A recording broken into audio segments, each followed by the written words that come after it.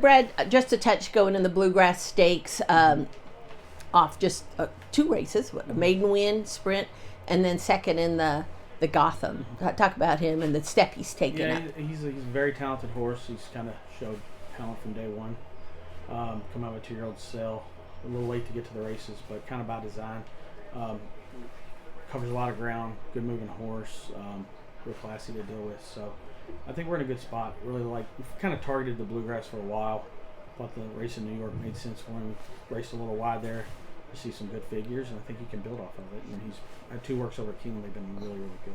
Well, we know the entries, and it's going to have 2 of the best 3-year-olds, most accomplished 3-year-olds in Dornoch, the Remsen and Fountain of Youth winner, and in the Risen Star winner in Sierra Leone. Talk about taking on those horses. Well, obviously they got a little bit more seasoning. Got to the races a little earlier, but this horse. I think he's one of our better 3-year-olds, and I'm excited about running against those colts, and hopefully we can stack up with them. Obviously, it is a step up. It's a Grade 1. It's a real Grade 1. I mean, it's a very, very good race. Looks to be one of the better Derby preps run so far, or could be. So we'll see how he stacks up with that group. So you've got Encino, who won the Battaglia. He is making his 4th career start and his first on dirt. Yeah. He's had a couple works over there at Keeneland. He seems to be traveling well on. We actually picked him up last fall. He went directly to Turfway, so we didn't have any experience with him on the dirt, but he had trained on the dirt prior to coming to us and trained well enough. So, like I said, he's had 2 moves over there at Keeneland. He handled it fine. You never really know. Obviously, he is drawn outside. He did draw outside in the Battaglia as well, and he's able to overcome that. But he's a horse that definitely improved over the last few months, and seems to be getting better than just with training and racing and moving forward. So he's bred to get the distance and handle the dirt. We'll see if he can. Why was he at Turfway? That's just where he started. He started. He was in Lexington training at Thoroughbred Training Center, and he shipped to us, and that's where It just made sense. Yeah, it made sense, and got him going, and he did nothing wrong on the synthetic, so we didn't change anything. And we're going to give him an opportunity on dirt. We've had several horses start on the synthetic. Idiomatic started on the synthetic and transferred over to the dirt. So, just because they run well on one surface doesn't mean they're married to it, and they have to stay there. Do they remind you of any other horses that you've had as far as their form coming into what I know you hope could be a quantum leap forward that takes them into the Derby? Yeah, I guess maybe a little bit. One horse may come to mind a little bit could be Tawnyport, because he ran second in the Jeff Ruby a couple years ago and then ended up winning the Lexington. So, but he obviously had some experience on the dirt prior to the Jeff Ruby. That's one horse I guess maybe comparing to, just based off having a run at Turfway prior to a run at Keeneland. Obviously different races, but similar. And really good physical. Both of them are really good physicals. You have a lightly raced filly in Impel, who's 2 for 2. Very impressive. Going in the Grade 1 Ashland against a champion, just FYI. Yeah, no, that's once again a very, very good Grade 1 deep field. Winner and runner up in the Breeders' Cup from Santa Anita in there. So it's a stacked group. She seems like she's nothing but class to deal with. Very, very easy filly to work around. Very good workhorse. She obviously feel like her first time out. Not sure she would win first time, but she did everything right. Had a little setback with her after she broke her maiden. Then she was able to follow it up with what we were hoping she'd stretch. Out there at Oaklawn, she did, and we've been pointing for this since, and she's set up for a big race, I do believe. She brought her back here to Churchill, worked her this past weekend, worked very, very well, and we'll take her over a couple days before and school her, and hopefully she settles in well. So the Oaks is just tough to get into as the Derby, just based off they only run 14, not 20. So you do have a Derby horse and Oaks horse that have punched their tickets. Will be among the favorites.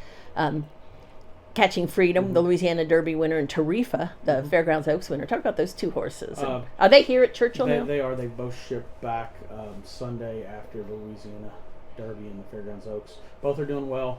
They have experience here at Churchill. They're both moving great. Very happy. They'll actually have their first work here at Churchill Friday or Saturday.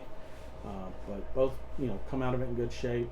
They had great winners at the Fairgrounds. Obviously, Catching Freedom, was at the Fairgrounds first race this winter was over at up at Oaklawn, and he ran well in the Smarty Jones and then the Risen Star Louisiana Derby. But he's a horse that's continuing to get better. I thought he ran a big race in Louisiana Derby. I didn't think there was a tremendous amount of pace that day. He was able to tip out, come running, and run everybody down. So he's a horse that should like this racetrack. It is long stretch, and he broke his maiden here, 1-turn mile in September, and then he came back in the fall. Ran a good race. He was a little green down the lane and had a little trouble getting straightened up, but that's part of it. He's learning, and he's continuing to get better. And I think he's a horse that sets up and can come running late in the Derby. And Tarifa clearly likes 2 turns. Yeah. Likes, you got to be thrilled with her going into the love. Last race I was, didn't like the first 3/8 of a mile at all. Really, the way she kind of had to take up a little bit. She wasn't super.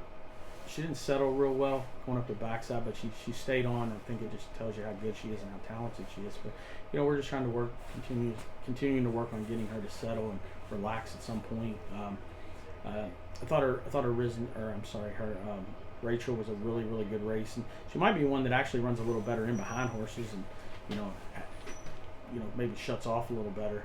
But overall, she's, from a soundness standpoint, she looks amazing. She's moving, floats over the ground. She's, like I said, I'll have a work this weekend here at Churchill. It'll be her first work back. Nothing fancy. Her or Catching Freedom, just some basic half miles, and as we get a little closer, we'll start doing a little more. And Timberlake, you've come out and said he's not looking at the Derby at this point. Are you looking at the Preakness, perhaps? No. I think we're going to cut it. We're looking to cut him back in distance. Not sure where we'll land with him, but he actually shipped in here this morning to Churchill from Oaklawn. He looks amazing from a soundness standpoint out of the Arkansas Derby, and we just kind of let the dust settle and figure out what's best for him.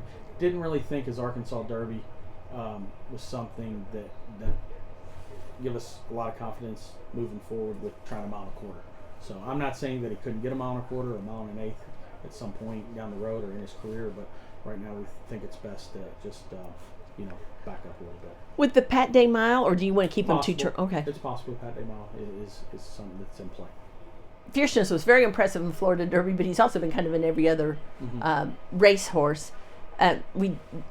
No Baffert horses. So we know you're not got the Arkansas Derby winner, and good chance there won't be the Santa Anita Derby winner in there. Is this a good year to have a good 3-year-old, do you think, for the Derby? Yeah, no, there's no doubt. I mean, absolutely. It's never a bad year. This is what we have the 2-year-old colts for that can go a route of ground is to try to get them in this position. And right now we have one. Hopefully we can add another 1 or 2 this weekend after the Bluegrass. But it's never a bad year, and we'll see. I mean, we're hopeful that, with some people not being able to run or whatever, there's enough pace in the race, in Catching Freedom's case.